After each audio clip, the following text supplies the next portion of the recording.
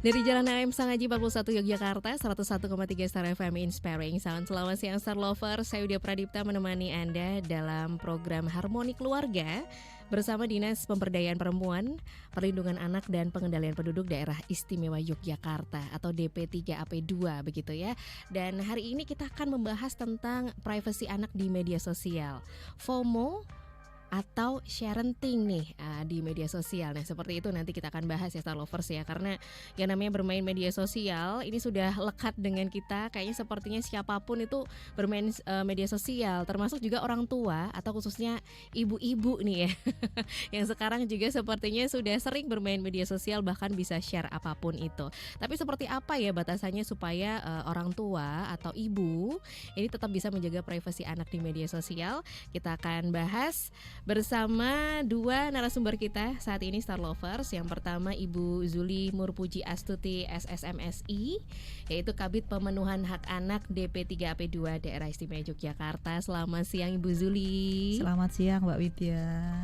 Kabar baik ya Ibu ya? Alhamdulillah. Alhamdulillah baik. Kemudian juga Ibu Zuli nggak sendiri, didampingi oleh Ibu Sinta MSI MA atau Bunda Cinta begitu. Siap. Ya panggilannya ya. Adalah praktisi psikolog dan juga pendidikan begitu ya Bunda Cinta ya. Ya, praktisi psikologi. Oh, praktisi psikologi. Oke. Selamat datang kembali di Star FM Bunda. Siap. Selamat datang. Terima kasih undangannya. Sama-sama. Jadi silahkan aja Star Lovers untuk bergabung dalam perbincangan kita di siang hari ini. Bisa sampaikan di line WA kita di 0818621013 atau juga boleh tuliskan di kolom komentar Instagram kita @starjogjafm. Karena tema kita di siang hari ini menarik ya Ibu Zuli dan juga Bunda Cinta gitu ya. Karena ini lekat dan sepertinya jadi fenomena tersendiri nih, apalagi untuk ibu-ibu ya, ibu-ibu muda lebih tepatnya ya. Ibu-ibu muda gitu ya. Tapi kita mau bahas dulu sebenarnya privasi anak di media sosial atau perlindungan hak anak itu seperti apa ini Ibu Zuli ya? Oh ya, terkait mungkin fenomena ya akhir-akhir ini itu ibu-ibu itu mudah membagi ke medsos terkait terkait konten-konten isi anaknya.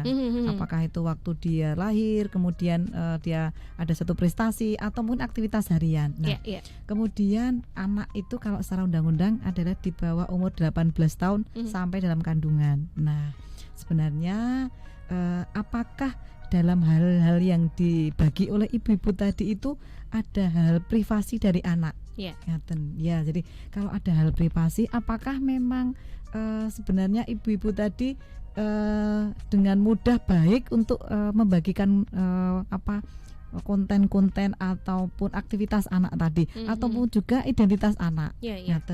Sebenarnya kan itu ada beberapa hal yang jadi hak privasi anak. Nah, ada undang-undang tentang perlindungan anak bahwa hak anak itu termasuk dari bagian hak asasi manusia. Dan memang jelas di amanat undang-undang, dan itu juga turunannya sampai ke daerah di Pemda DIY itu sudah ada perda terkait juga perlindungan anak, bahwa siapa yang wajib untuk melindungi perlindungan anak, hak anak tadi. Semua unsur dari pemerintah daerah, masyarakat, keluarga, orang tua atau wali itu wajib melindungi dan menyelenggarakan perlindungan anak. Harus memenuhi hak anak. Nah, jadi hak anak apa saja yang memang harus dijaga oleh semua orang dewasa yang ada di sekitar anak. Begitu Mbak kurang lebih awal-awalnya. Oke, gitu. Jadi memang perlindungan hak anak ini harus dijaga tidak hanya oleh orang tua begitu ya Bu Zuli ya, tapi bahkan pemerintah daerah, bahkan negara sendiri pun juga sudah punya aturan yang berlaku terkait dengan undang-undang juga begitu. Jadi memang yang namanya bermedsos ini karena sudah jadi hal yang kebiasaan mungkin ya. Jadi ibu-ibu kadang suka gatal sendiri, aku pengen nge-share ini deh gitu ya. Ini sebenarnya FOMO, atau mungkin kita lebih taunya FOMO tuh nggak pengen ketinggalan tren begitu ya Bunda Cinta ya, atau FOMO ini singkatannya dari fear of missing out gitu, atau sharenting nih, memang pengen nge-share aja gitu ya. Selama ini kegiatan pengasuhan anak tuh seperti itu. Nah mungkin bisa dibagikan juga sama Bunda Cinta kali ya. Kalau tadi sudah Ibu Zuli gitu ya membicarakan tentang perlindungan anak, sekarang ke Bunda Cinta nih, melihat fenomena ini nih Bunda Cinta, seperti apa sih fenomenanya nih Bu? Bunda? Terima kasih Mbak Widya, Star Lover semuanya, semoga sehat dan bahagia siang hari ini. Kita membahas sesuatu yang menarik menarik ya. Sebelum kita ngomongin tentang itu, Mbak Widya, mungkin saya akan bahas dulu, mengingatkan dulu kepada Star Lovers tentang betapa kita sekarang hidup di era digital. Boleh. Yang digital itu artinya di situ banyak sekali tantangan, peluang dan juga hambatan kita. Bagaimana kita sebenarnya menyikapi yang namanya era digital.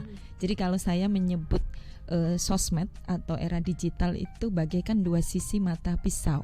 Sisi yang satu itu sangat tajam, kalau kita dapat gunakan dengan baik, pisau dapat membantu hidup kita. Tapi kalau pisau tidak dapat kita gunakan dengan baik, maka pisau dapat melukai diri kita. Sama seperti gadget atau era digital atau sosmed atau apapun itu namanya, itu bagaikan dua sisi mata pisau ya. Kalau kita dapat gunakan dengan baik, maka sosmed dapat dengan sukses meningkatkan kualitas diri kita. Tapi kalau kita tidak dapat memanajemennya dengan baik, maka sosmed atau gadget, era digital itu dapat dengan sukses menghancurkan hidup seseorang, termasuk di dalamnya tentang anak-anak. Jadi makanya di sini kita zaman sekarang nih kalau jadi orang tua tuh dituntut untuk jadi orang tua yang cerdas ya, orang tua yang pinter gitu ya Bu Zuli ya. Orang tua yang smart. Orang tua yang smart tuh yang seperti apa sih? Bukan orang tua yang gelarnya panjang atau bukan orang tua yang warisannya banyak, bukan. Tapi orang tua yang mau belajar tentang sekarang tuh zamannya gimana sih? Anak-anak sekarang tuh harusnya gimana sih kita ngadepin generasi apa yang sekarang ini disebut Gen Z, Alpha dan lain sebagainya, itu posisinya orang tua seperti apa. Nah kalau tadi Mbak Widya bertanya tentang sharing ini, lalu gimana sih fenomenanya? Sharing itu kan berasal dari kata share and parenting. Share itu artinya kan berbagi. Kalau parenting berarti pola-pola pengasuhan di dalam setiap keluarga. Kenapa banyak sekarang orang tua, terutama kata Mbak Widya tadi, ibu-ibu muda yang tertarik untuk senantiasa berbagi segala kegiatannya, khususnya tentang anak, ke sosial media? Apakah ini termasuk FOMO atau ikut-ikutan atau gimana gitu ya. Jadi kalau FOMO itu fenomena takut ketinggalan. Orang merasa takut nggak ngikutin tren. Nanti gimana dong kata ibu-ibu yang lain, wali murid yang lain, kalau saya nggak main TikTok misalnya gitu ya. Kalau saya nggak upload kegiatan anak saya seharian, nanti dicari deh sama netizen lainnya misalnya gitu. Tapi mestinya orang tua lebih berkaca lagi kepada dirinya. Sebenarnya yang dibutuhkan dia itu apa, yang dibutuhkan anaknya itu apa, batasannya seperti apa, nanti akan kita bahas lebih dalam lagi. Kira-kira seperti itu. Ayo jadi orang tua zaman now yang yang smart. Yang smart gitu ya. Jadi emang serba salah kalau saya ya, istilahnya serba salah ya. Pengen mengabadikan momen, tapi di sisi lain juga kita harus tahu batasannya ya. Mana yang boleh di-share, mana yang enggak. Mungkin ini Bu Zuli juga bisa share juga, membagikan tentang konsep perlindungan hak anak kalau di DIY sendiri itu seperti apa Ibu? Apakah hampir sama? Karena kan kalau melihat dengan karakteristik gitu ya, kedaerahan nih, daerah istimewa Yogyakarta kita tahu ya seperti apa sendiri gitu ya, dibandingkan dengan daerah-daerah yang lain kan pasti juga berbeda nih Bu Zuli. Konsep perlindungannya hak anak untuk di DIY sendiri seperti apa nih Bu? Oke Mbak Widya, kalau untuk perlindungan anak seperti saya tadi depan matur bahwa secara nasional sama, bahwa kita ada amanat undang-undang perlindungan anak, kemudian di setiap daerah memang wajib juga ada kebijakan turunan, ada perda, ada pergub, itu semua kabupaten kota dan provinsi. Kemudian untuk konsep pemenuhan hak anak, di semua hak anak, termasuk tadi kalau saat ini yang kita bicarakan adalah hak privasi anak, itu ada konsep kabupaten kota layak anak. Apa itu kabupaten kota layak anak? Jadi merupakan sistem pembangunan di mana pemenuhan hak anak, kemudian perlindungan khusus anak itu terencana, kemudian menyeluruh dan berkelanjutan. Ngaten. Jadi ada dalam Kabupaten Kota Layak Anak itu ada 24 indikator. Itulah hak anak yang memang menjadi hak anak yang kewajiban dari semua unsur masyarakat untuk menyelenggarakan dan memenuhinya. Ngaten. Kemudian terkait untuk pemenuhan hak anak tadi, kita selalu, kami dari DP3P2 DIY, kami sebagai pengampu untuk pemenuhan hak anak dan perlindungan khusus anak itu untuk anak-anak yang AMPK Mbak Widya dan Star Lover semua, bahwa apa perlindungan khusus anak untuk anak-anak yang memerlukan perlindungan khusus AMPK gitu. Jadi kalau anak secara reguler itu kita pemenuhan hak anak. Ngaten. Kemudian kalau untuk implementasi di daerah istimewa Yogyakarta, DIY ini sudah termasuk provinsi yang layak anak. Kami sudah 2 kali menjadi provinsi layak anak layak anak itu penilaian dari Kementerian PPA terkait dengan apa? Dengan sudah mengimplementasikan, sudah menyelenggarakan perlindungan terhadap hak anak, untuk pemenuhan hak anak dan perlindungan khusus anak tadi. Jadi ada evaluasinya, ada penilaiannya. Ngaten, Mbak. Oke, jadi kalau di daerah Istimewa Yogyakarta sendiri ini sudah ada aturan tentang kabupaten layak anak begitu ya Bu ya. Ada beberapa indikator yang harus dipenuhi supaya tiap kabupaten atau kota ini layak untuk anak.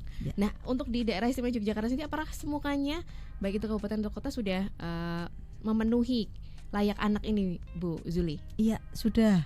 Jadi tadi saya matur untuk provinsi kita sudah 2 kali sebagai provinsi layak anak. Kemudian kabupaten kotanya jika semua sudah 4 kabupaten 1 kota sudah semua dalam kategori kabupaten kota layak anak sesuai dengan grade-nya. Jadi kalau untuk kota Jogja, kemudian Kabupaten Sleman dan Kabupaten Bantul itu pada tataran utama. Utama itu sebelum paripurna. Paripurna itu yang KLA. Kemudian untuk Kulon Progo dan Gunung Kidul ada tataran di bawahnya yaitu Nindya.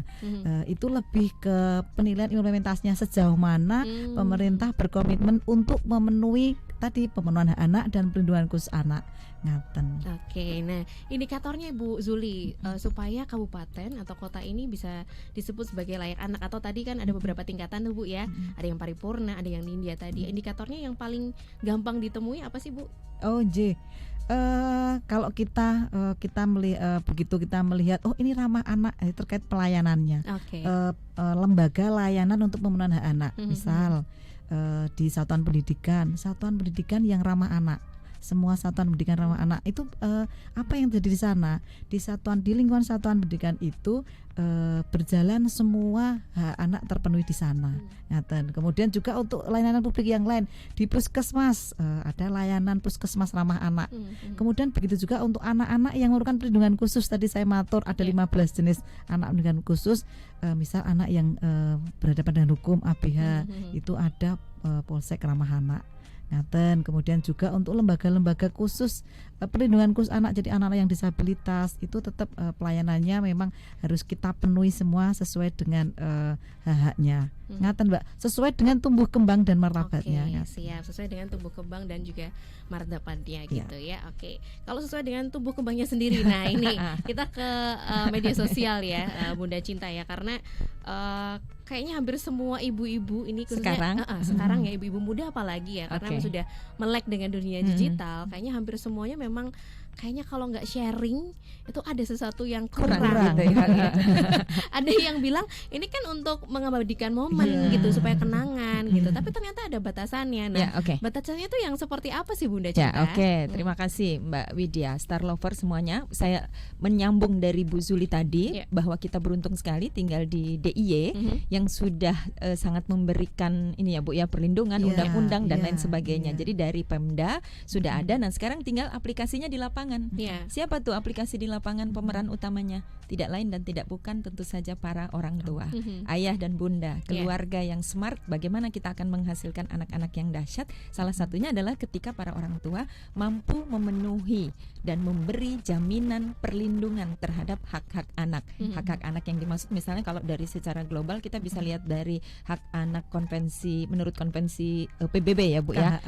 Misalnya jadi hak anak mendapatkan perlindungan, hak anak mendapatkan kesempatan untuk bermain, belajar, hak anak untuk dipenuhi jaminan kesehatan. Nah, yang orang tua mesti tahu bahwa itu salah satu hak anak itu adalah hak jaminan pemenuhan kesehatan. Bahwa yang dimaksud kesehatan itu tidak hanya kesehatan yang sifatnya fisik Mbak Widya, tapi juga kesehatan yang sifatnya mental atau psikis. Nah, jangan sampai kegiatan parenting itu hanya untuk memenuhi kepuasan para orang tua yang karena takut tadi itu FOMO ya, takut ketinggalan tren, tapi mereka tidak mempedulikan atau mengabaikan kesehatan mental anak-anaknya gitu. Karena kan setiap anak itu karakternya berbeda-beda. Ada anak yang dia happy-happy aja dibagikan kegiatannya ke sosial media, tapi ada anak yang dia sifatnya lebih ke introvert, lalu menjadi malu misalnya, lalu akhirnya membuat dia menjadi semakin tidak nyaman kalau orang tuanya menge-share yang terlalu over atau berlebihan. Kalau misalnya anak-anak sudah katakanlah di atas usia 6 tahun ke atas, 12 tahun, mereka bisa bicara untuk bilang, Mama ngapain rekam terus? Mama aku nggak mau diposting. Misalnya begitu ya. Itu menurut saya sangat bagus ya. Mereka bisa mengutarakan apa pendapatnya. Tapi bagaimana dengan anak-anak yang masih usia sangat dini atau balita yang tidak punya kesempatan untuk mengatakan bahwa saya tidak mau direkam, saya tidak mau diposting, saya tidak mau di-share, misalnya seperti itu. Jadi menurut saya ini memang benar-benar kembali kepada ini tadi, komitmen orang tua menjadi orang tua yang smart. Bukan kita mengatakan bahwa parenting itu salah, tidak Mbak Widya ya, tapi lebih kepada semua kita kembali kepada niat kita. Apa sih tujuannya mau parenting? Kalau cuma sekedar mau menyimpan kenangan, lalu misalnya ada yang bilang gini, misalnya kalau di Facebook atau di Instagram ya, titip foto ya ke sosmed karena takutnya HP suatu hari bermasalah atau hilang atau apa, misalnya titip nyimpen gitu. Oke, silakan. Tapi sebagai orang tua, kita kan kalau pemakai dunia digital ini, pemakai teknologi, mestinya kita tahu bahwa di platform tersebut ada yang namanya setel akun. Nah, setel akun itu kan bisa kita setel bahwa foto-foto tersebut sifatnya privacy misalnya, atau kalau di IG itu ada istilahnya close friend gitu ya Mbak Widya. Jadi yang boleh lihat itu siapa aja, misalnya kita mau mengabarkan kita mau mengabarkan ke misalnya seluruh keluarga besar bahwa bayi kita ini sudah pintar merangkak atau makannya pintar dan lain sebagainya. Kita bisa setel di situ. Yang bisa lihat siapa, omnya, tantenya, budenya, pakdenya misalnya gitu. Tapi masyarakat umum tidak bisa kita lihat, tidak bisa melihat share kita itu. Atau misalnya juga kita harus pandai melihat batasan tentang misalnya jangan sampai orang tua saking gemesnya sama bayi, sama anaknya, lalu dia share anak dalam keadaan misalnya tidak memakai baju. Nah, walaupun itu masih bayi ya Bu Zulia, tetapi justru itu akan membuka peluang anak-anak akan menjadi bahan kan. Sekarang itu dunia kejahatan luar biasa. Ini ya sangat di luar nalar gitu ya. Ada pedofil, ada penculikan dan lain sebagainya. Jadi menurut saya, ayo moms, terutama ibu-ibu muda ya, kalau mau share sesuatu tolong tetap ada ruang yang disisakan. Misalnya tidak perlu kita kasih tahu ke publik bahwa siang ini lokasi anak kita sedang ada di mana, misalnya gitu.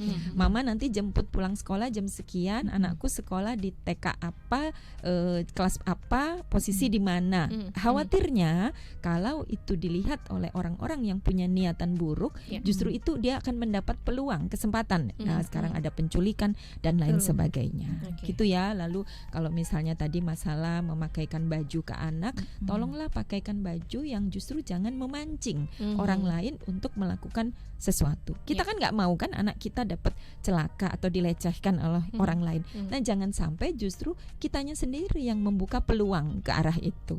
Kira-kira seperti itu. Oke, jadi ada beberapa hal yang disarankan untuk tidak di-share di media sosial. Seperti misalnya identitas lengkap gitu ya, posisi gitu, lalu itu tadi apa, privasi tubuh anak. Kalau saya ada sebuah jargon Bu Juli, Mbak Widya Starlocker. Jargon saya tuh begini, ini ciptaan Bunda Cita sendiri. Jargon saya tuh begini. Smartphone just for smart people. HP pintar itu hanya untuk orang pintar. Siapa dia orang pintar? Sekali lagi, orang pintar bukan orang yang sekolahnya tinggi, gelarnya banyak, bukan. Tapi orang pintar adalah orang yang bisa memikirkan jangka panjang efek dari apa yang kita lakukan saat ini. Jadi smart parents adalah orang tua yang pintar memikirkan resiko apa yang akan terjadi jika dia sharing parenting berlebihan, parentingnya tadi. FOMO itu bagus nggak sih? FOMO itu bagus untuk hal-hal yang positif. Nah, misalnya gimana caranya sekarang tuh di sosmed itu banyak ya ibu-ibu muda sharing tentang menciptakan resep-resep masakan untuk bayi yang kalau susah makan diapain gitu. Itu bagus gitu ya. Itu untuk hal-hal yang seperti itu. Tetapi juga perlu dilihat bagi para orang tua yang menonton, jangan gampang baper. Itu kuncinya Mbak Widya. Apa misalnya ketika lihat di sosmed ada selebgram atau anaknya orang lain yang selalu diposting tentang misalnya makannya banyak, pinter gitu ya. Orang tua kalau lihat itu terus nanti akan merasa bahwa aduh anakku ini kenapa sih nggak bisa gitu gitu loh.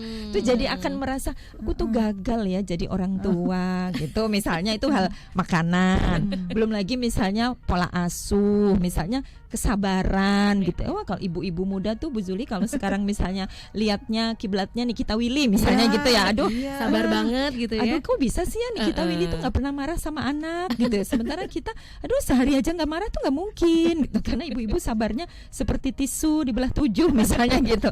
Gimana? Nah, tidak perlu terlalu menyalahkan diri sendiri, tidak perlu terlalu merasa gagal bahwa postingan orang lain kalau mau kita ambil positifnya, ambilnya saja yang cocok buat kita, yang baik-baiknya. Yang memang menurut kita belum pas untuk kita tidak bisa seperti itu, ya nggak apa-apa gitu. Nggak semua orang trennya harus seperti itu. Misalnya bahwa semua orang harus suka main TikTok, main joget dan lain sebagainya. Dia enggak, ya nggak apa-apa, bahwa tidak akan kok ada yang menghakimi bahwa dia ketinggalan zaman.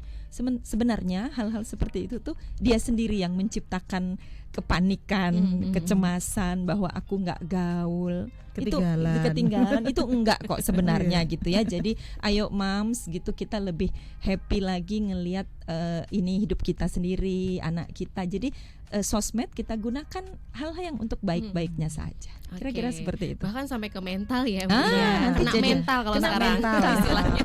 Gimana anaknya mau happy kalau ibunya sendiri nggak happy gitu kan? Benar. Jadi memang berarti perlu edukasi banget ya, para ibu-ibu tadi ya. Beredukasi sekali itu kan Bunda Cinta ya.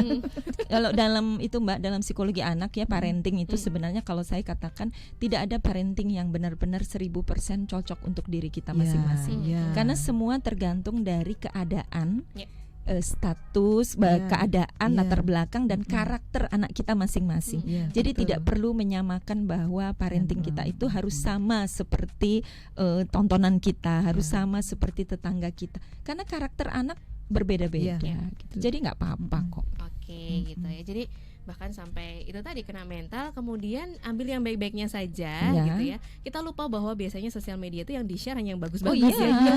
Yang jelek-jelek ya di-share gitu ya. Nanti jadi akan merasa kok anaknya ketinggalan banget ya gitu. Apalagi kalau ibu-ibu tadi kata Bu Zuli, ibu-ibu kalau posting anaknya juara ini itu gitu kan ya Bu ya. Yang diposting kan saat anaknya lagi dapat piala gitu ya. 24 jam ya. Iya. Anaknya juara matematika, lomba nyanyi dan lain sebagainya, banyak piala. Nanti kalau ibu-ibu seperti itu akan merasa, aduh anakku sendiri kok nggak dapat apa-apa ya, nggak pernah lomba apa-apa.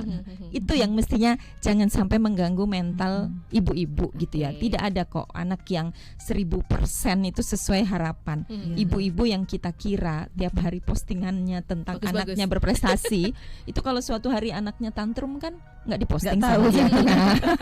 Betul. Anaknya nangis kan nggak diposting gitu. Jadi kita juga jangan ngejudge hidup kita sendiri, hidup anak kita dengan ukuran hidupnya orang lain. Betul. Apalagi diukur dari media sosial gitu ya. Yang hanya figur lagi ya kan.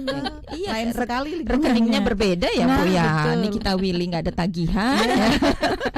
Kalau kita banyak cicilan gitu ya. Kan pusing tuh mikirnya. Ini menarik ya. Kalau dari Ibu Zuli sendiri dari DP3AP2 daerah istimewa Yogyakarta pasti juga sering mendapati ibu-ibu dengan itu tadi ya, kena mental kalau sekarang, atau burnout istilahnya itu karena nggak waras gitu, capek Bu. Mungkin kadang membandingkan diri sendiri dengan orang lain karena itu tadi dampak jeleknya dari medsos. Nah itu pernah mendapati kayak gitu nggak sih Bu Zuli? Iya. Jadi tadi sih ketika Bunda Cinta tadi ya Mbak Widya, betul sekali. Jadi saya rasa ibu-ibu tadi perlu sekali edukasi, perlu sekali untuk memperoleh berbagai wawasan. Kemudian juga kalau memang ingin ngobrol, ingin curhat, sebenarnya perlu sekali ada mengakses layanan. Jadi apalagi kalau ke psikolog itu, kalau dulu kan psikolog itu datangnya mesti katanya kondisi orang yang stres berat gitu ya. Sebenarnya enggak, mungkin pingin ngobrol, pingin curhat itu sebenarnya yang itu harus kita selalu galakkan bahwa silakan untuk mengakses layanan. Nah, terkait dengan layanan, kami di DP3AP2 itu ada banyak layanan. Semua layanannya gratis, tidak berbayar, dan ada yang 24 jam. Jadi kami itu ada layanan, ada 2 kelompok besar. Layanan yang untuk pengaduan korban kekerasan dan penanganan, sama untuk layanan untuk konseling konsultasi. Nah, mungkin kalau yang pertama kami sampaikan layanan konseling konsultasi, itu ada yang untuk curhat, untuk permasalahan anak, permasalahan tumbuh kembang, permasalahan keluarga, tapi bukan permasalahan keuangan ya Mbak Widya dan Star Lover ya. Nggak bisa konsultasi ya, kalau itu Bu. Saya mau. Itu 24 jam namanya telepon sahabat anak dan keluarga, Tesaga. Itu 24 jam, Tesaga. 24 jam gratis, diampu oleh teman-teman konselor dengan latar belakang psikologi. Saat ini itu kalau yang mengakses itu bisa dari sampai luar DIY, Bunda Cinta. Jadi sesuai rekap kami, laporan kami itu sampai diakses di luar DIY. Apa tadi Bu? Tesaga, telepon sahabat anak dan keluarga. Ayo dimanfaatkan. Kalau silahkan misal ada Star Lover yang ingin mencatat nomornya, ini boleh, WA. Iya, ini bisa WA 24 jam gratis. 0877 19 29 211. Kalau enggak cari medsosnya semua ada. Tesaga, telepon sahabat anak dan keluarga. Nah, ada beberapa klien yang bercerita itu pernah ada niatan ingin bunuh diri. Setelah ngobrol, setelah curhat, jadi itu teman curhat gitu, ternyata dia mengatakan kemarin itu saya berasa ingin bunuh diri, tapi setelah ada teman curhat gitu, alhamdulillah lebih plong gitu ya. Ya itu tadi.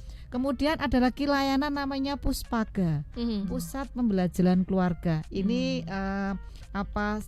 tatap muka langsung. Kalau tadi Tesaga itu online, Star Lover, jadi tidak bertemu. Jadi mungkin untuk konsultasi itu ada yang mungkin belum siap kalau langsung ketemu itu mungkin malu gitu ya. Nah, silahkan itu yang Tesaga itu tadi online. Tapi kalau untuk Puspaga ini tatap muka langsung, Pusat Pembelajaran Keluarga. Jadi di situ bisa konsultasi terkait tumbuh kembang anak, kemudian untuk permasalahan anak sama permasalahan keluarga. Di DIY sudah ada di semua kabupaten kota. Di provinsi juga ada, di DIY juga ada. Kami namanya Puspaga Prima, alamatnya di kami Jalan Tarayat Mataram 31 Yogyakarta. Itu juga ada medsosnya. Star Lover silahkan bisa mengakses. Kemudian layanan yang tidak kalah penting juga terkait untuk penanganan pengaduan kekerasan.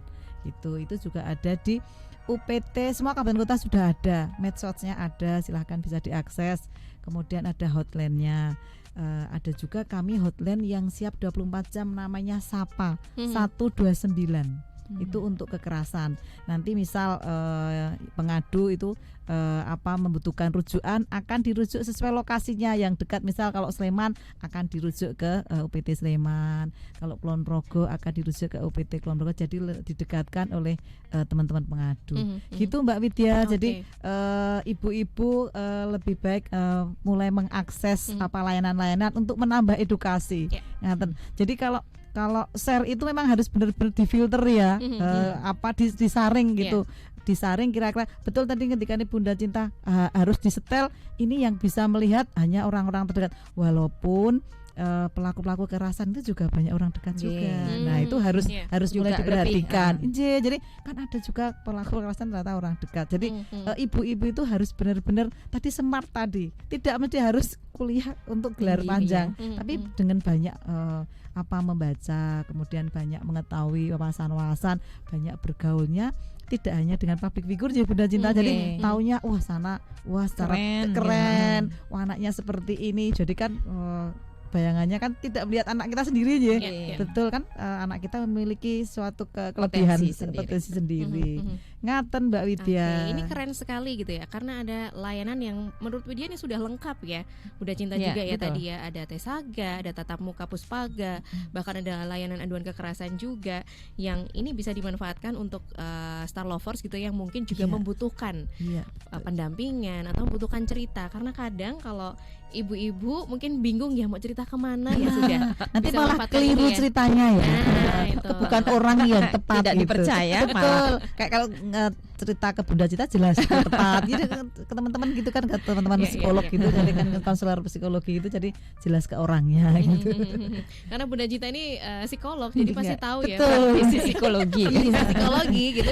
Berarti sudah paham sekali dengan dunia seperti ini ya Bun ya. Tadi sisi gelapnya dari media sosial yang akhirnya membuat ibu-ibu juga mungkin stres sendiri ya Bun ya. Ini apa yang harus dilakukan nih? Mungkin sebelum akhirnya kayaknya aku butuh bantuan deh, aku enggak deh. Nah gimana caranya supaya tahu aku kayaknya udah burn out banget deh, aku udah nggak waras deh. Gimana nih Bunda Cinta? Ya Mbak Widya dan Star Lover semuanya, Bu Zuli. Jadi gini, kalimat dari saya untuk para mama-mama muda di luar sana begini. Anak-anak itu tidak bisa memilih akan lahir dari orang tua seperti apa. Tapi mestinya sebagai orang tua kita bisa memilih akan menjadi orang tua seperti apa.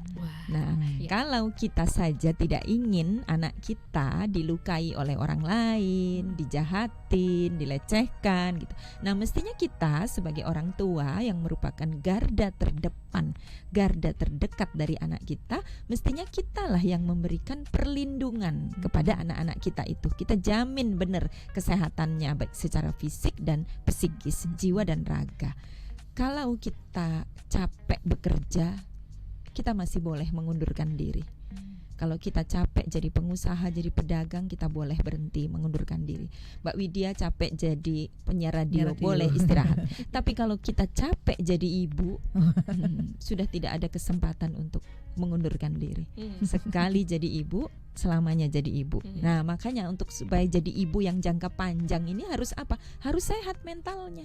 Bahwa ibu-ibu tidak perlu terlalu terpengaruh dengan hidupnya orang lain. Bahwa ini hidup saya. Kita punya cara sendiri dalam mengasuh anak-anak kita. Ya silakan saja.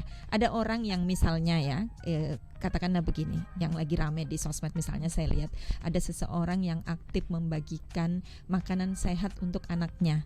Misalnya dia nge-share ubi rebus, jagung rebus misalnya gitu. Tapi ternyata ada dihujat oleh sebagian netizen lain yang mengatakan, masa sih anak kok nggak boleh makan snack-snack yang ada di supermarket misalnya gitu. Ya menurut saya semua ibu itu berhak untuk menentukan pilihannya masing-masing. Yang penting siapa sih ibu yang nggak ingin memberikan yang terbaik kan buat putra-putrinya. Jadi mestinya tadi kata Bu Zuli kita jadi ibu yang smart, jadi ibu yang mau terus belajar, banyak membaca apa yang bisa kita lakukan yang terbaik untuk anak-anak kita. Nah, kaitannya dengan parenting ini tadi, kaitannya dengan FOMO, bagaimana privasi anak di sosial media. Kalau menurut saya Mbak Widya, penting bagi kita untuk memahami karakter anak kita masing-masing. Jadi kita menghormati ya, bagaimana sebenarnya misalnya punya anak 2 atau 3, mereka karakternya berbeda-beda, tinggal di rumah yang sama, makan makanan yang sama, tapi karakternya berbeda-beda. Jadi kita tidak bisa untuk memenuhi keegoisan kita sendiri untuk nge-share sesuatu yang penting nanti bisa viral, misalnya gitu ya. Yang penting orang jadi terkenal karena anak saya gemesin, misalnya gitu. Hati-hati sekali lagi, karakter setiap anak berbeda-beda. Bukan hanya anak-anak kecil ya, tapi bahkan anak-anak yang juga sudah besar pun biasanya seperti saya katakan tadi, mereka lebih punya keberanian untuk mengatakan bahwa saya nggak suka, misalnya gitu ya. Kalau saya sama Bu Zuli karena anak-anaknya sudah besar-besar ya, jadi saya punya pengalaman pribadi ini, Mbak Widya, Bu Zuli dan Star Lover misalnya. Anak saya 2, yang pertama perempuan, segala hal saya kalau mau posting saya harus tanya dulu pada dia. Izin dulu. Anak saya udah semester 7 perempuan. Saya tanya dulu, bahkan untuk hal yang sesepele mungkin. Misalnya saya share dia lagi menang lomba apa gitu ya, dia ngabarin dapat apa dari kampusnya. Saya tanya dulu, boleh nggak ini mama share di Facebook atau di Instagram mama atau di status WA mama? Karena khawatirnya kalau menurut dia, kadang-kadang dia suka bilang gini, alah kayak gitu aja di share, lebay banget sih gitu.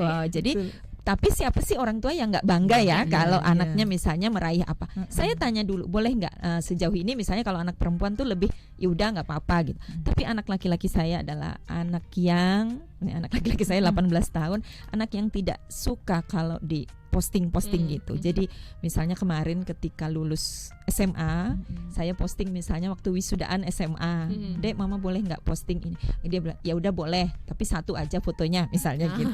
Lalu ketika dia lulus UTBK diterima di UGM misalnya gitu, bagi saya itu kan suatu kebanggaan ya. Saya tanya dulu, Dek boleh nggak diposting? Ya boleh, tapi fotonya yang ini gitu.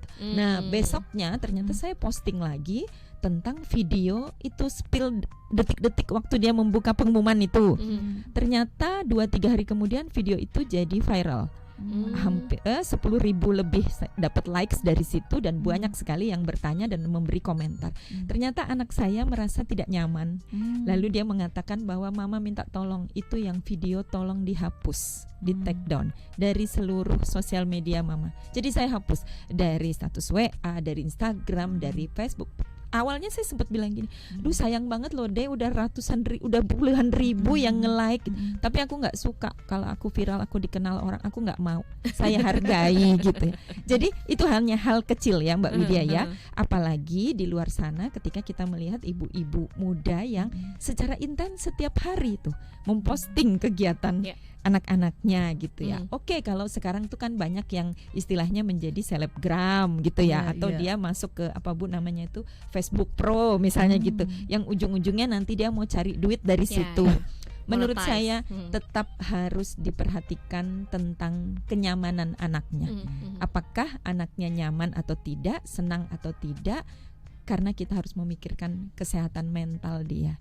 Karena kadang-kadang anak-anak itu lalu di rumah merasa nggak apa-apa, tapi ternyata di sekolah diejek-ejek sama temennya, dibully gitu ya. Hanya gara-gara hal seperti itu. Misalnya di apa, ada sekarang tuh ada istilah gini ya, kalau orang posting a day in my life gitu ya, misalnya mulai dari bangun pagi, sarapan, pakai seragam dan lain sebagainya. Ternyata di sekolah, ini saya pernah punya kasus nih, klien saya di sekolah anaknya mogok sekolah besoknya karena ibunya habis posting a day in my life, karena dia dibully oleh teman-temannya. Yang menurut orang lain itu tuh kegiatan tuh nggak penting untuk di-sharing gitu ya kepada orang lain. Tapi menurut si ibu nggak apa-apa, ini untuk lucu-lucuan aja. Semua kembali kepada tujuan kita masing-masing. Penggunaan sosmed untuk apa? Silahkan. Di sini tidak ada kata-kata benar atau salah, baik atau buruk. Semua kembali kepada smart parent tadi, bahwa kita ingin punya anak yang seperti apa, ingin respon orang lain terhadap kita seperti apa. Silahkan kita ambil keputusan yang terbaik buat anak-anak kita sendiri. Mbak Widya menyambung gitu tadi, pas banget menyambung tentang hak privasi anak. Jadi tadi kalau anak-anak yang dikedak Ibu Bunda Cinta kan itu sudah bisa mengambil keputusan untuk dia sendiri. Saya nggak suka gitu ya. Iya, jadi anak yang memang itu sudah termasuk usia di atas 18 itu sudah bukan termasuk usia anak gitu ya. Jadi kalau secara usia anak itu hampir, apalagi yang balita ya, itu tentu dia belum bisa memutuskan untuk keputusan dia sendiri. Nah, orang tua di sini yang memang benar-benar harus bisa memutuskan. Jadi kalau tadi yang sudah usia agak dewasa, sudah tahu, dia kan bilang, aku nggak nyaman, tuh nggak seneng. Kayak contoh juga anak saya itu 2 cowok itu nggak mau, saya mungkin hanya foto sama dia, kemudian saya ibu tuh kayak gitu kok, lebay gitu kan, ibu kok gitu, lebay, alay gitu ya. Jadi apalagi kalau anak-anak yang kayak sekarang parenting itu lebih ke anak-anak lebih kecil ya biasanya yang saya lihat itu. Nah itu dia jelas-jelas belum bisa memutuskan tentang terkait dengan keputusannya. Karena di situ kan ada hak partisipasi anak. Jadi kalau tadi yang sudah besar dia bisa berpartisipasi, kita harus mendengarkan dari kita hormati karena itu harus kita lindungi haknya. Tetapi anak yang belum bisa mengambil keputusan, nah itulah tadi yang saya matur, hak privasi anak di sini itu juga ada undang-undang terkait undang-undang informasi elektronik bahwa ITE ya Bu ya. Iya, jadi untuk anak yang belum bisa memutuskan terkait hak privasinya, orang tua yang memiliki kewajiban. Jadi untuk apa yang harus di-share tadi benar-benar hak privasi privatnya anak itu tadi harus orang tua benar melindungi, malah jangan nanti bisa jadi KGBO, kekerasan berbasis gender online. Itu kan berawal dari hal-hal yang mungkin tadi private, kemudian lokasi, atau mungkin sampai ada identitas. Nah itu kan ternyata ada negatif. Selain juga tetap ada dampak baiknya ya Bunda Cinta ya. Banyak positifnya. Iya, tadi misal dibatasi untuk orang-orang tertentu yang bisa mengakses. Ngaten Mbak Widya nyambungnya tadi. Gak apa-apa, karena memang seru banget obrolan kita di siang hari ini Star Lovers. Terima kasih untuk yang sudah bertanya, tapi kita jeda dulu ya. Kita nanti akan jawab beberapa pertanyaan yang sudah masuk. Setelah jeda ini kita akan kembali. Star Lovers, kembali lagi dalam Harmoni Keluarga ya. Karena memang seru banget obrolan kita di siang hari ini. Untuk Anda yang mungkin baru saja bergabung, kita membahas tentang privasi anak di media sosial gitu ya. Ini FOMO atau sharenting nih di medsos gitu ya. Dan tadi juga sudah banyak disampaikan oleh Ibu Zuli, Kabid Pemenuhan Hak Anak dari DP3AP2 DIY. Kemudian juga ada Bunda Cinta ini ya, praktisi psikolog gitu ya, yang juga sudah berbagi banyak hal gitu ya tentang ini nih. Sudah ada beberapa pertanyaan yang masuk, kita jawab ya Ibu Zuli dan juga Bunda Cinta. Terima kasih yang sudah bergabung di 0818621013. Ini ada Ibu Siwi yang bertanya nih, gimana komentar ibu-ibu semua nih ya terkait dengan anak-anak sekarang tuh banyak yang memproduksi video joget-joget atau video TikTok, apalagi malah ibunya yang ngajak nih. Anaknya. Nah, ini gimana komentarnya, tanggapannya? Monggo, dari siapa dulu? Bunda Cinta dulu. Jadi sekarang tuh bahkan nggak cuma anaknya ya, tapi juga sama ibunya juga atau bikin video bareng gitu ya. Kalau menurut saya semua kembali kepada value keluarga masing-masing. Saya tidak akan mengatakan itu baik atau tidak, benar atau salah. Sekali lagi, semua kembali kepada value setiap keluarga masing-masing. Yang penting intinya adalah kita tahu bahwa yang kita share itu adalah sesuatu yang baik. Yang baik itu ya bukan hanya baik untuk ibunya, tetapi juga baik untuk anaknya dan baik untuk penonton. Nah, itu jadi dari semua aspek itu tadi. Ada yang memandang bahwa joget TikTok itu baik untuk ekspresi seni seseorang, keberanian diri seorang anak. Silakan aja kalau yang punya value seperti itu. Tapi juga ada keluarga yang punya value bahwa nggak baik loh menari-menari di depan umum misalnya gitu. Silakan, semua kembali kepada value, pemahaman agama dan lain sebagainya. Yang terpenting bagi saya gini Mbak Widya dan Star Lovers, segala sesuatu itu kalau dilakukan berlebihan tentu kan kurang baik gitu ya. Jadi bahwa esensinya anak itu sedang dalam masa apa sih? Bermain. Lalu kalau dalam usia sekolah itu berarti esensinya dia lagi ngapain sih? Belajar kan, pendidikan, sekolah. Nah, kira-kira kalau dia joget TikTok itu di situ sebagai apa statusnya? Apakah hanya sebagai hiburan semata atau dia mau itu nanti melekat pada diri si anak tersebut? Image yang akan timbul dari orang misalnya menyebut nama si A. Bagaimana kalau lalu masyarakat umum, teman-teman semua akan menyebut bahwa si A atau artis TikTok misalnya gitu. Dia nyaman atau tidak? Kalau memang seperti itu kan berarti dia sendiri yang akan bikin image-nya itu.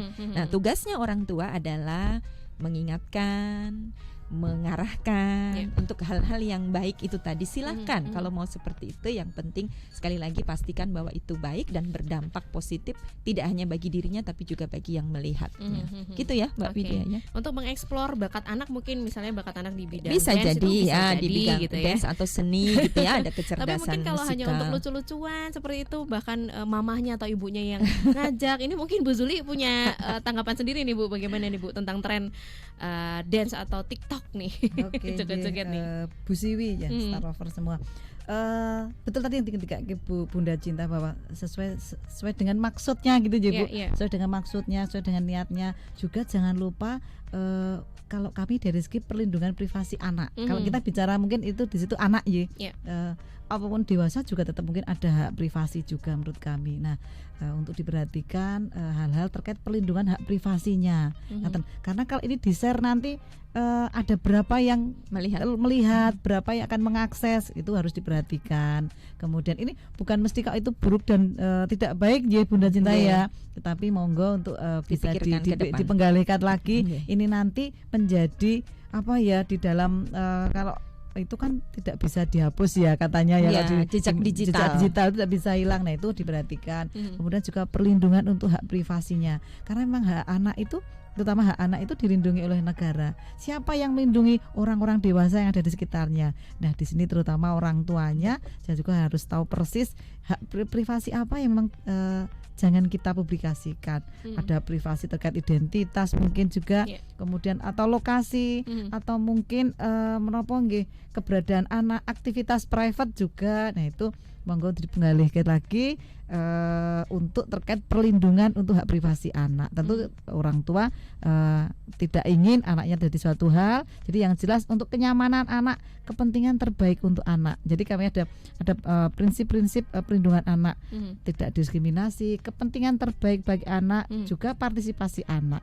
Begitu Mbak Widya dan Star Lover juga. Tambahan sedikit dari saya ya. Boleh, mungkin Bunda. batasannya adalah begini. Misalnya yang mengajak adalah ibunya. Ini bukan hanya untuk joget TikTok, tapi juga bisa untuk yang lain ya. Rekaman yang lain, misalnya anaknya lagi main direkam, mandi direkam misalnya gitu. Batasannya apa? Batasannya adalah ketika si anak sudah bilang, aku nggak mau Bu, mama jangan. Nah, kalau sudah seperti itu, ibunya harus segera menyikapi, menghormati bahwa bahwa misalnya tidak dengan kata-kata, misalnya dari bahasa tubuh dia mau menutupi mukanya, dia menyembunyikan wajahnya, apa sih gitu. Itu berarti dia menunjukkan kalau dia tidak nyaman gitu kan. Itu bisa jadi indikator hal yang paling gampang terlihat apakah si anak itu menikmati proses rekam kemudian publish itu kepada publik. Betul Bunda. Itu. Gitu ada hak partisipasi anak harus didengar di situ. Ya. Itu juga sekali lagi amanat undang-undang yang harus orang tua, orang dewasa di sekitarnya yang harus menjaga sama menyelenggarakan. Jadi kalau anaknya udah bilang aku nggak mau, aku nggak suka, aduh aku ibunya harusnya nggak usah maksa. Bukan bilang udah dikit aja kok jogetnya, enggak, ya udah kalau nggak mau ya udah gitu. Yang diutamakan tuh anaknya ya. Kepentingan terbaik untuk anak. Kemudian ini ada satu pertanyaan juga yang mungkin jadi kekhawatiran mungkin bagi semua orang tua nih ya yang sedang mendengarkan. Info dong Bunda terkait screen time yang aman untuk anak itu berdasarkan usianya bagaimana? Terlebih balita. Ya, jadi gini Mbak Widya dan Star Lover semuanya, screen time bagi anak kalau menurut saya gini, kita kembali kepada kebutuhan anak di masa tumbuh kembang, terutama kalau balita. Banyak orang tua yang hanya memikirkan balita itu dalam hal tumbuh. Tumbuh itu apa ya? Kalau Bu Zuli bilang tumbuh itu adalah perubahan fisik ya Bu Zuli ya. Tapi juga kita harus memperhatikan proses kembang. Nah, proses kembang itu apa? Kemampuan di dalamnya, kemampuan emosi, perkembangan kognitif gitu kan, interaksi sosial gitu. Jadi selama dia masih balita, ayo para mam semuanya kita optimalkan kemampuan dia dengan menggerakkan seluruh panca inderanya. Jadi dengan banyak menggunakan fisik, misalnya motorik, banyak bercakap-cakap, banyak berinteraksi, lompat dan lain sebagainya. Kalau screen time itu nanti akan lebih banyak anak kan menjadi duduk, diam, lalu menyimak sesuatu. Yang kerja apa? Yang kerja hanya matanya saja. Apalagi kesalahan kita adalah kalau memberikan screen time kepada anak lalu ditinggal. Nah, itu bahaya tuh. Tidak ada pengawasan. Nah, ibunya bilang gini, "Aduh, kamu main HP dulu ya. Ini rumah udah pasangin WiFi." Misalnya gitu, atau main laptop dulu, main iPad, tablet. Nanti mama mau beberes dulu atau mama mau setrika, mau masak dulu. Itu sesuatu yang sangat salah ya. Terutama bagi anak-anak yang masih di usia di bawah 5 tahun. Jadi boleh sih kalau menurut saya kita nggak bisa ya beneran bilang bahwa anak kecil tuh nggak boleh ada screen time. Nggak bisa juga, sekarang udah zamannya teknologi ya. Nanti dia nggak kenal tuh apa kartun yang lagi hits misalnya gitu. Apa tokoh-tokoh games yang lagi. Boleh, tetapi semua sekali lagi waktunya diperhitungkan.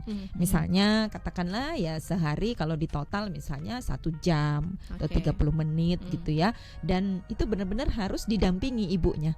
Jadi misalnya ketika melihat YouTube, lihat apa gitu, karena yang kita khawatirkan tuh apa kalau anaknya lihat sendiri. Oke, yang dia lihat misalnya film anak-anak atau lagu anak-anak, tapi yang namanya iklan bisa itu suka muncul tiba-tiba lewat tiba-tiba dan dia tidak bisa memilih iklan itu. Ini yang nonton usia berapa.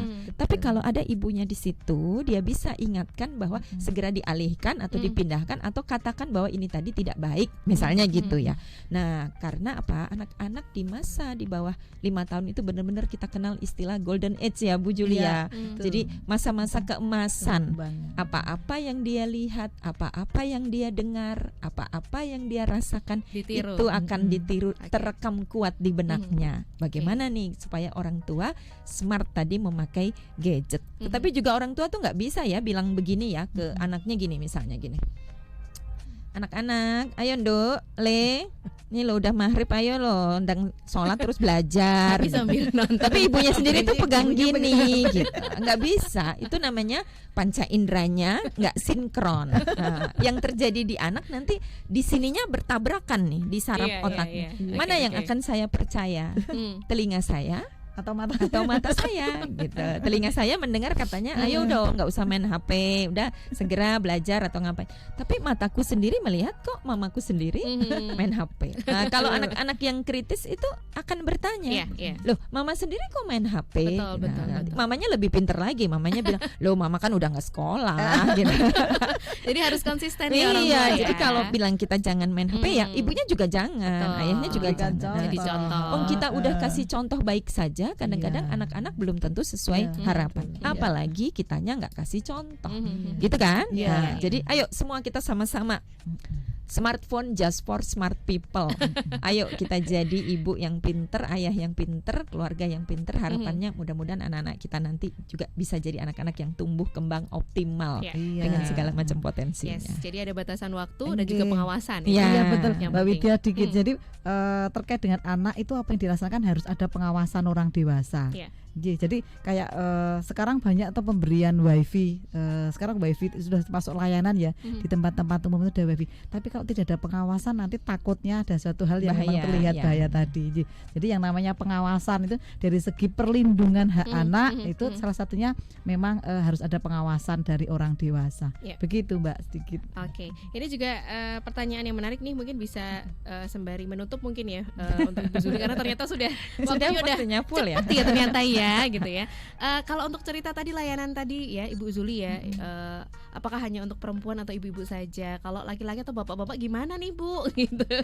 Ini dari Pak Teddy nih Bu. Oke, Pak Teddy terima kasih dan Star Lover lainnya. Pelayanan itu untuk umum semua, untuk semua masyarakat. Tadi saya matur Tesaga itu malah banyak orang di luar DIY yang mengakses. Silahkan Bapak Ibu, kemudian anak-anak juga, anak-anak usia-usia yang memang sudah bisa mengakses itu banyak yang mengakses. Ada juga memang orang tua yang konsultasi konseling untuk terkait untuk anaknya. Ngaten. Jadi nggak ada bedanya ya, ada mau bedanya. ibu, bapak, semua punya hak Mbak Widya akses. Silahkan konsultasi ke Dinas DP3AP2 ya. DP3AP2 DIY. Siap, silahkan. Jadi ini untuk menutup juga mungkin bisa sampaikan himbauan ke Star Lovers juga ya, untuk Ibu Zuli terlebih dahulu, nanti juga dilengkapi oleh Bunda Cinta gitu ya, terkait dengan kita sebagai orang tua, sebagai orang dewasa juga gitu ya, mungkin sebagai om atau tantenya gitu ya, untuk bisa melindungi privasi anak di media sosial. Monggo Ibu Zuli. Oke, terima kasih Mbak Widya dan Star Lovers sekalian.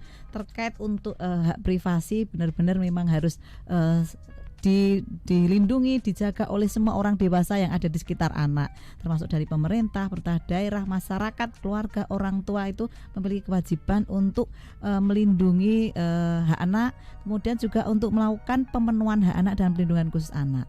Kemudian terkait dengan pengasuhan, sesuai tema hari ini terkait tadi parenting, untuk pengasuhan, parenting mungkin lebih ke fenomena pengasuhan saat ini. Untuk pengasuhan sebenarnya ada konsep pengasuhan yang bisa Bapak Ibu Star Lover sekalian untuk bisa mulai memperhatikannya, namanya pengasuhan berbasis budaya Jawa. Jadi di kami di DP3AP2 kami ada kurikulum pengasuhan berbasis budaya Jawa, hasil kerjasama DP3AP2 dengan Pusat Studi Kebudayaan UGM. Begitu, jadi pengasuhan yang berbasis untuk semua usia. Kami sudah ada untuk yang balita dan sekolah dasar berbasis budaya Jawa. Itu adalah karena kita tahu nilai-nilai luhur di DIY ini adalah sangat bagus sekali. Kemudian nilai-nilai keistimewaan DIY ini itu akan membentuk karakter anak dengan basis budaya Jawa, dan tentu saja di situ ada pemenuhan hak anak juga untuk perlindungan khusus anak. Begitu Mbak Widya dan Star Lover sekalian. Siap, Bunda Cinta melengkapi Bunda. Oke, terima kasih Mbak Widya dan Star Lover semuanya. Kalau dari saya adalah anak itu kan karunia ya dalam hidup kita. Yuk kita jaga mereka sebaik-baiknya. Kita katakan bahwa buah hati bukanlah komoditi. Jadi bagaimana kita bisa terus menanamkan kepada mereka tentang pentingnya menjaga harga diri mereka sendiri. Orang tua sayang sama mereka, mereka juga harus sayang sama mereka. Sering-sering kita katakan sama mereka bahwa mama, papa sayang banget sama kamu, bahwa mama, papa ingin sekali melihatmu bersinar, mama, papa ingin sekali melihatmu menjadi anak baik. Ayo anak-anak, rajinlah belajar, jadilah orang baik, terbanglah tinggi ke angkasa, gantungkan cita-cita kalian setinggi langit. Tak perlu kalian khawatir akan merasa jatuh, karena kalaupun kalian jatuh, kalian akan jatuh dalam hangatnya pelukan bintang-bintang. Mama, papa akan selalu hadir untuk menemani prosesmu bertumbuh dan berkembang. Terima kasih Mbak Widya dan Star Lover semuanya. Terima kasih juga untuk Ibu Zuli sekali lagi. Terima kasih juga untuk Bunda Cinta. Siap, sama-sama. Semoga dengan ini semuanya sudah clear gitu ya. Buah hati bukanlah komoditi. Dimantapkan ya dengan gongnya, buah hati bukanlah komoditi. Jadi kita jaga privasi anak betul-betul begitu ya. Dimulai dari hari ini gitu, karena hari ini diingatkan lagi nih gitu ya oleh DP3AP2 DIY. Oke, saya Widya Pradipta juga pamit. Tetap semangat, salam sehat, sampai jumpa.